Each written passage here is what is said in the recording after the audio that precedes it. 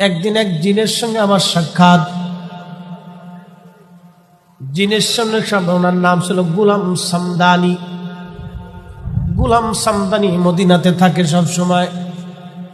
মদিনার যে পাহাড়গুলি আছে এই পাহাড়ের মধ্যে সে থাকে, আর রাত্রিবেলা হলে রওজা মুবারকের পাশে চলে যায়। যখন নিরিবিলি হয় তখন এই জিনেরা নবীজির রওজা জিয়ারতে যায়। জিজ্ঞেস করলাম বয়স কত?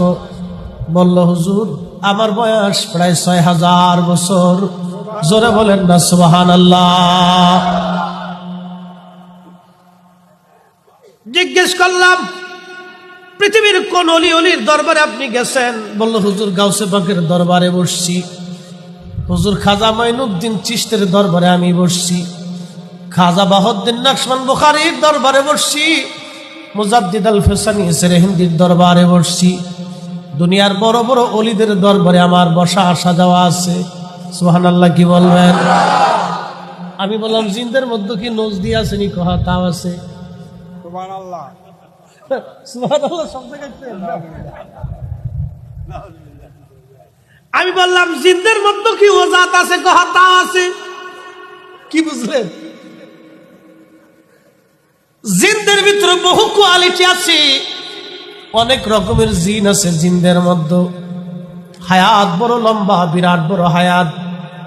বললাম আমি অনেক নবীদের মজলিসে বসছি, তবে আমার নবীর কথা যখন বলল ডুকরায় ডুকরায় কেঁদে দিয়ে বলল রহমতের নবীর মতো এত বড় নবী আর কখনো আসে না, আর কখনো আসবে না।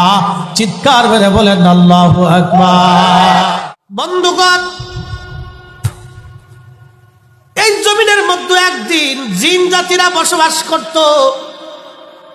আজকে যেখানে মানুষ বসবাস করে, মানুষেরা বাজার করে, মানুষেরা শহর বানাইছে, মানুষেরা নগর বানাইছে, মানুষেরা ঘাট বানাইছে, মানুষেরা ব্যবসা বাণিজ্য কেন্দ্র বানাইছে। একসময় এইগুলি জিনেরা আবাদ করত। জিনেরা আল্লাহর অবাধ্য হওয়ার কারণে আল্লাহ তাদেরকে দুনিয়া থেকে তাড়াই দিলেন। কোন জিন চলে গেল জঙ্গলে, কোন জিন পাহাড়ে, কোন জিন সাগরে, কোন জিন বিজবন জঙ্গলে, তাদেরকে আল্লাহ তাড়াই দিলেন।